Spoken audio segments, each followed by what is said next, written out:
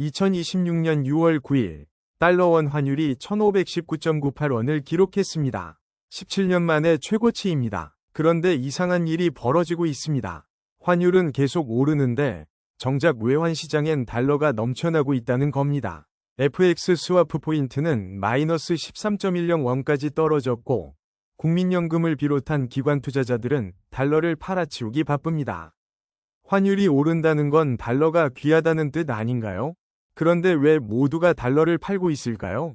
오늘은 이 기묘한 역설, 환율은 17년 최고인데 달러가 넘치는 외환 시장의 실체를 데이터로 파헤쳐 보겠습니다. 먼저 현재 시장 상황을 짚어보겠습니다. 6월 9일 기준 달러 원 환율은 1519.98원으로 전일 대비 0.22% 상승했습니다. 하지만 장중엔 1542원까지 치솟았다가 하루에만 무려 22.90원이나 급락하며 마감했습니다.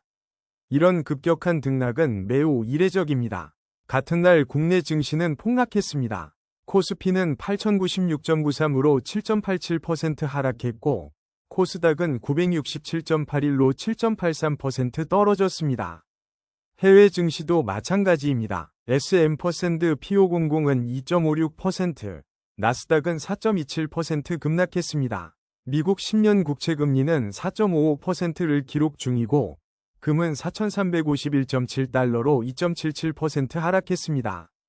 전형적인 리스크오프 장세입니다. 그런데 이런 상황에서 달러가 넘친다는 건 뭔가 구조적인 문제가 있다는 신호입니다. 핵심 데이터를 보겠습니다. FX 스왑 시장이 말해주는 게 많습니다.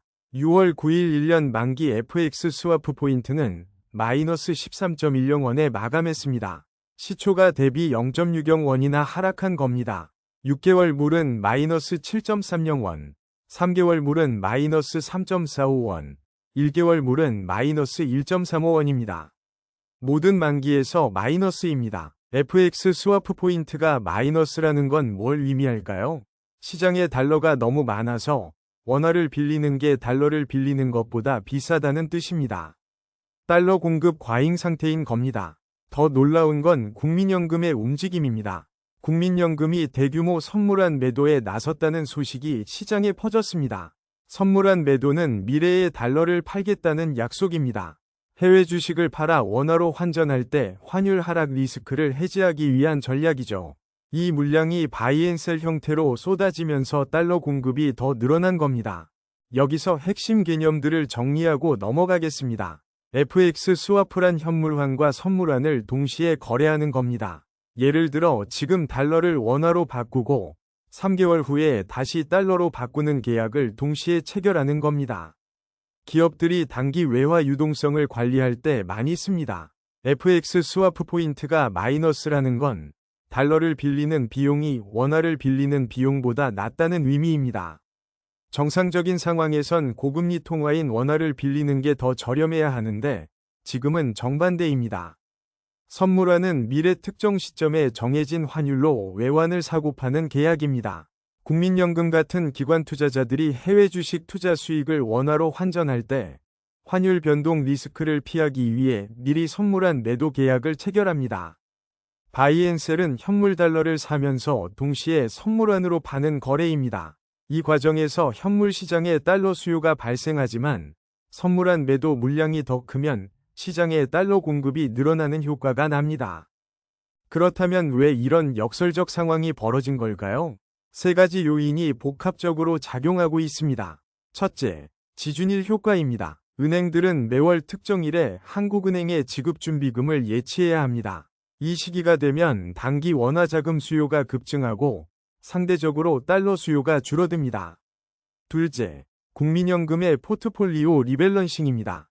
글로벌 증시 급락으로 해외 주식 비중이 줄어들자 국민연금이 일부 포지션을 정리하면서 대규모 선물환 매도에 나선 겁니다.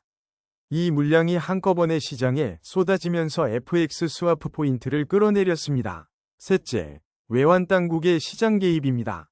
환율이 장중 1542원까지 치솟자 당국이 직접 달러를 매도하며 시장 안정화에 나섰습니다. 그 결과 환율이 하루 만에 22.90원이나 급락한 겁니다. 이 세 가지가 동시에 작동하면서 환율은 고공행진 중인데 현물 시장엔 달러가 넘쳐나는 기이한 상황이 만들어진 겁니다. 이 상황이 투자자들에게 주는 시사점은 명확합니다. 첫째, 환율 추세와 외화 유동성은 별개입니다. 환율이 오른다고 해서 무조건 달러가 부족한 게 아닙니다. 구조적 요인, 당국 개입, 기관 수급이 복합적으로 작용합니다.